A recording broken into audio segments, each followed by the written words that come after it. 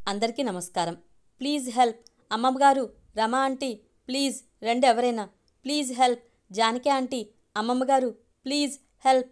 దడేల్ దడేల్ తలుపులు బాదుతున్న శబ్దం. వసే సమీరా, దివ్య, తీయండే తలుపులు. ఎవడికి తెలీదు మీ గురించి.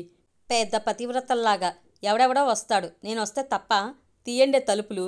దడేల్ దడేల్. Help help. మర్యాదగా పో ఇక్కడ నుండి, లేదంటే పోలీస్ కంప్లైంట్ ఇస్తా.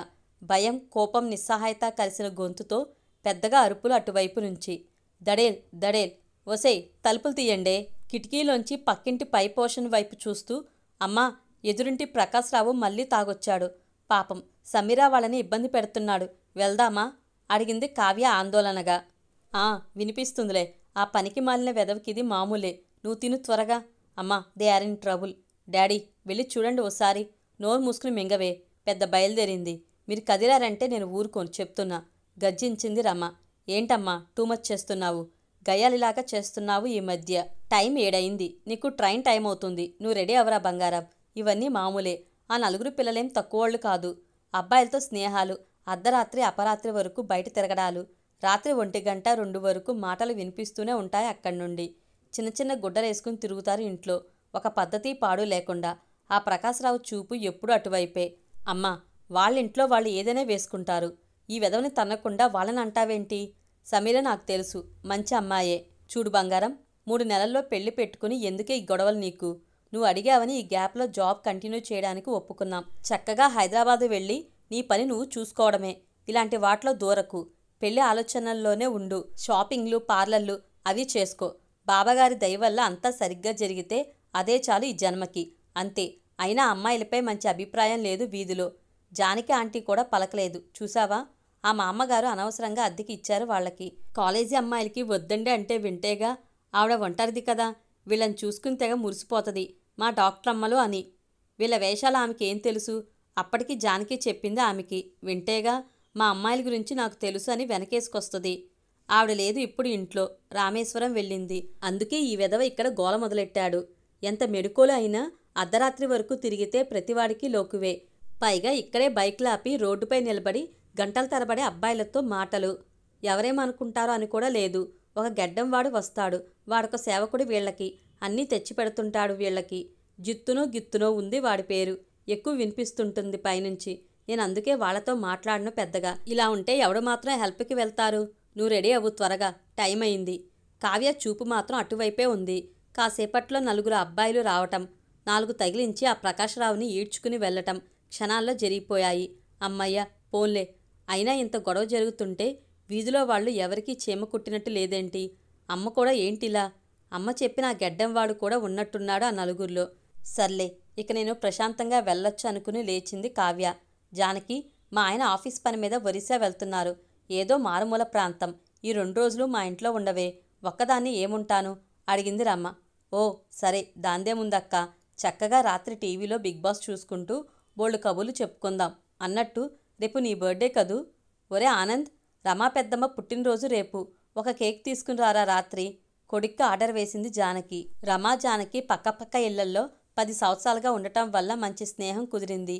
కావ్య రమ కూతురే అయినా జానకితో మంచి అనుబంధం ఉండేది. ఎప్పుడు జానకితోనే తిరుగుతూ ఉండేది. ఆనంద్ కావ్య కంటే 2 ఏళ్లు చిన్నవాడు. కాస్త ముభావంగా ఉండే రకం. ఏవో సబ్జెక్టులో డౌట్లు చెప్పించుకోవడానికి కావ్య దగ్గరికి వచ్చేవాడు తప్ప పెద్దగా మాట్లాడేవాడు కాదు. తన పని ఏదో తను చూసుకునే రకం. సమయం రాత్రి 8 గంటలు. ఏంటో ఇంకా పెళ్లికి 40 రోజులే ఉంది. ఒక్కగానొక్క పిల్ల. జాబ్ మానేసి వచ్చేయవే, పెళ్ళైతే ఢిల్లీ వెళ్ళిపోతావు, రాకపోతే అన్నీ కష్టమే అంటే వినదే. ఢిల్లీ ఏమైనా అంగారక గ్రహంలో ఉందా? ఫ్లైట్ ఎక్కితే 2.5 గంటల్లో వైజాగ్లో దిగుతా అని ఎగతాళి ఒకటి. పెళ్లికి 10 రోజుల ముందు రిజైన్ చేస్తుందట అంటూ కూతురు పురాణం మొదలెట్టింది రమ. ఏమిటి ఈ ఆనందగాడు ఇంకా రాలేదు అని విసుగ్గా గేటు వైపు చూస్తుంది జానకి. సాయి శరణం, బాబా శరణం, శరణం. సాయి చరణం, గంగా యమున సంగమ సమానం. రమ ఫోన్ రింగ్ టోన్ కంగున మోగింది. ఎవరో కొత్త నెంబర్. హలో, ఎవరండి? నేను Vizag 2 town police inspector Satish. ఇక్కడ గవర్నమెంట్ హాస్పిటల్కి ఒక యాక్సిడెంట్ కేసు వచ్చిందమ్మా. మీ అమ్మాయి అనుకుంటా. ఫోన్లో లాస్ట్ కాల్ మీదే ఉంది. యాక్సిడెంటా? మా అమ్మాయి ఇక్కడ లేదు. మా అమ్మాయి కాదు అంది కంగారుగా. అమ్మా, ఈ అమ్మాయి పేరు కావ్య. మీ అమ్మాయేగా. ఇక్కడ కొందరు మెడికోలు కూడా మీ అమ్మాయిని గుర్తుపట్టారు. ఆల్రెడీ ట్రీట్మెంట్ మొదలుపెట్టారు. తనతో పాటు ఉన్న వేరే అబ్బాయికి కూడా దెబ్బలు తగిలాయి. మీరు త్వరగా రావాల్సి ఉంది అని పెట్టేశాడు. రమకి కాళ్ళు చేతులు ఆడలేదు. ఈ పిల్ల వైజాగ్ ఎప్పుడొచ్చిందే, నాకు చెప్పకుండా? యాక్సిడెంట్ అంటున్నారే అని గగ్గోలు పెట్టింది. జానకికి పరిస్థితి అర్థమైంది. భర్తని పీల్చుకొచ్చింది. ఈ ఆనంద్ ఎక్కడికి పోయాడు? ఫోన్ కూడా ఇంట్లో వదిలేసిపోయాడు అని కొడుకుని తిట్టుకుంటూ జానకి ఆటో పిలుచుకొచ్చింది. ఆదరాబాదరగా బయలుదేరారు ముగ్గురు. సమయం రాత్రి 11 గంటలు. ఏడుస్తూ కూలబడి 3 గంటల మానసిక క్షోభ తర్వాత కావ్య పరిస్థితి కాస్త పర్వాలేదు అని డాక్టర్ చెప్పేసరికి కాస్త ఊపిరి పీల్చుకుంది. కూతురు అలా చెప్పకుండా రావటం, ఒక అబ్బాయి బైక్పై రాత్రి తిరగడం, అది కాక ఒక పబ్ ముందు యాక్సిడెంట్ అయి పడిపోవడం తట్టుకోలేకపోతుంది రమ. ఆ అబ్బాయి ఆనంద్ అవటం ఇంకా మింగుడు పట్టం లేదు. ఏంటి అంత రహస్యంగా వీళ్ళు పబ్బు వైపు వెళ్లాల్సిన అవసరం? ఆనందని అక్కడ చూడగానే ఆ మొగుడు పెళ్ళాళ్ళు తన్ను వదిలేసి కొడుకుని తీసుకుని ప్రైవేట్ హాస్పిటల్కి పరిగెత్తడం పుండు మీద కారం చెల్లినట్లయింది ఆమెకి. చేతిలో డబ్బు లేదు, ఆయనేమో ఊళ్ళో లేడు. చేసేదేమీ లేక అలా కూలబడిపోయింది. 3 గంటల తర్వాత కూతురు పరిస్థితి పర్వాలేదని తెలిసాక కాస్త కుదుట పడిందేమో. ఆకలి గుర్తొచ్చింది. ఈ టైంలో ఏం దొరుకుతాయి? ఎవరినైనా అడుగుదామా? ఎలాగో ఇంకో 3 గంటల వరకు కావ్యాన్ని చూడనివ్వరు, బయట చూసొద్దాం అని మెట్లు దిగుతుంది. ఏంటి ఈరోజు ఈ కుర్ర డాక్టర్ల అడావిడి? ఇంతమంది ఉన్నారు? ఓ ముసలాయన అడిగాడు అక్కడ ఉన్న మరో వ్యక్తిని. ఏదో యాక్సిడెంట్ అంట వీళ్ళ ఫ్రెండ్స్కి. ఒక అమ్మాయి ఒక అబ్బాయి ఆ పబ్ దగ్గర పడ్డారంట. వెనక అమ్మాయి ఉంటే ఒళ్ళు తెలియదుగా కుర్రాళ్ళకి. పైగా పబ్ దగ్గరట. ఫుల్లుగా తాగి వచ్చుంటారిద్దరు. గట్టిగానే తగిలాయా అమ్మాయికి. వాడికి ఏమైనట్టు లేదు. వాడి అమ్మ బాబు తీసుకెళ్ళిపోయారు. వీళ్ళు ఎన్ని వేషాలు వేసినా అమ్మా నాన్నకి తప్పదుగా. ఆ యాక్సిడెంట్ వీడియో కూడా వచ్చేసింది యూట్యూబ్లో. చూసావా? వైజాగ్ పబ్ లవర్స్ యాక్సిడెంట్ అని కొట్టు అని ఆ దారిన పోయే వాళ్ల మాటలకి గుండెలో కత్తులు దింపుతున్నట్టు అనిపించింది రమకి. మెల్లగా వెళ్ళి ఇన్పేషెంట్ వార్డు తలుపు దగ్గర నిలబడింది. ఒక 100 పడకలు ఉన్నాయి. ఆ రాత్రి వేళలో కూడా గోలగోలగా ఉంది లోపల. అంతమందికి ఇంజెక్షన్లు వేస్తూ దూరంగా సమీర. ఒకసారి రమ వైపు చూసి ప్లీజ్ ఒక 5 నిమిషాలు వచ్చేస్తా అన్నట్టు చేత్తో సైగ చేసింది రమ వైపు. సరే అని అక్కడ బెంచ్పై కూర్చుంది రమ.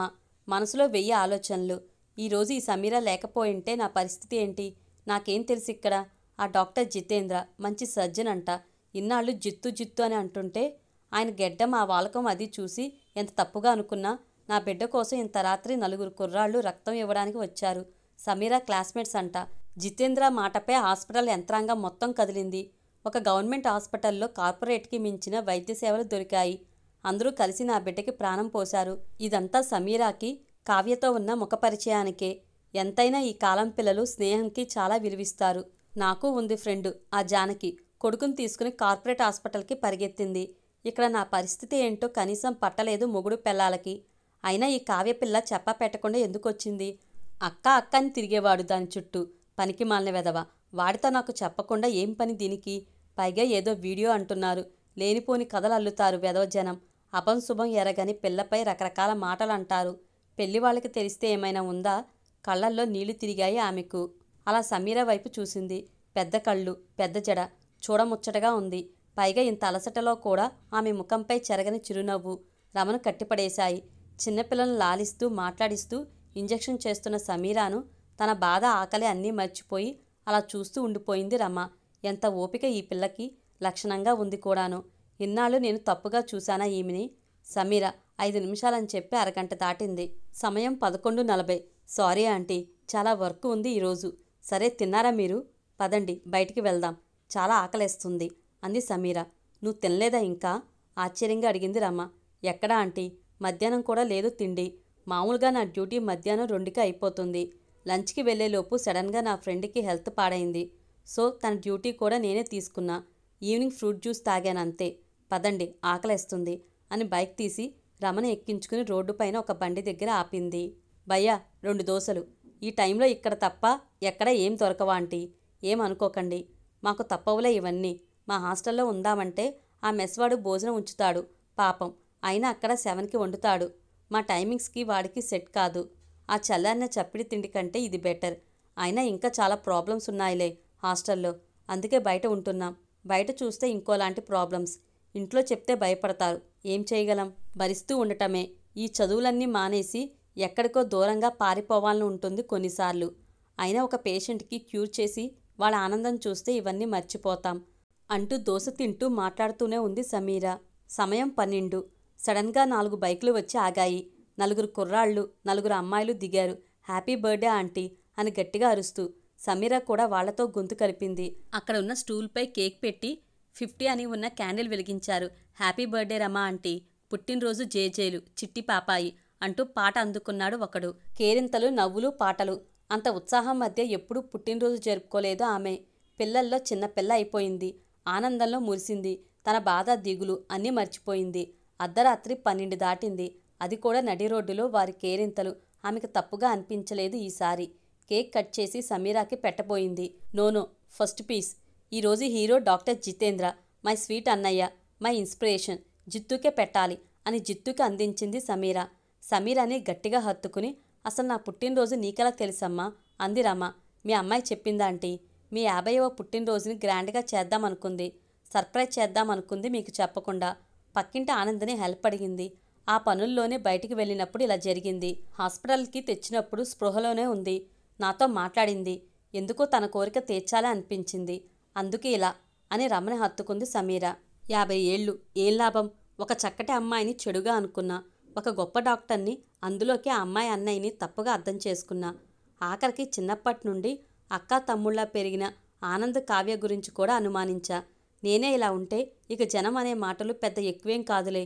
అంటే అన్నయ్య, తమ్ముడు అని ఏదో ఒక వరుస ఉంటే తప్ప సరిగ్గా ఆలోచించలేమా ఇద్దరు వ్యక్తుల గురించి?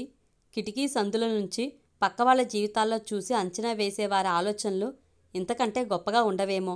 ప్రాణాలు కాపాడే పనిలో వాళ్ళు ఉంటే మురికి ఆలోచనలో నేనున్నా. మనసు తలుపులు తెరిచి చూద్దాం, అంతా మంచే కనిపిస్తుంది అని పశ్చాత్తాపంతో సమీర జిత్తు చేతులు పట్టుకుని కళ్లతోనే క్షమాపణ చెప్పి మనసు తలుపులు తెరిచింది.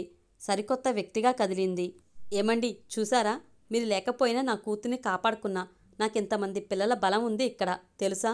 ఉదయం మీరు ట్రైన్ దిగేసరికి కావ్య లేచి కూర్చుంటుంది చూడండి. ఇక కావ్య పెళ్ళంటారా? వాళ్ళకి జరిగింది చెప్పి చూస్తా. నమ్మకంతో అర్థం చేసుకుంటే మంచిది, లేకపోతే మరీ మంచిది. మన హృదయపు ఇరుకు సందుల నుండి చూస్తూ మనుషులపై ఒక ముద్ర వేసి ప్రచారం చేసే దురలవాటుని మాని మనసు తలుపులు తెరిచి చూద్దాం, అంతా మంచే కనిపిస్తుంది. ఈ వీడియో కనుక మీకు నచ్చినట్లయితే లైక్ చేయండి, షేర్ చేయండి. మరిన్ని ఇంట్రెస్టింగ్ వీడియోస్ కోసం మన ఛానల్ తప్పకుండా సబ్స్క్రైబ్ చేసుకోండి. వీడియోస్ నోటిఫికేషన్ కోసం పక్కనే ఉన్న బెల్ ఐకాన్ని క్లిక్ చేయండి. Thank you.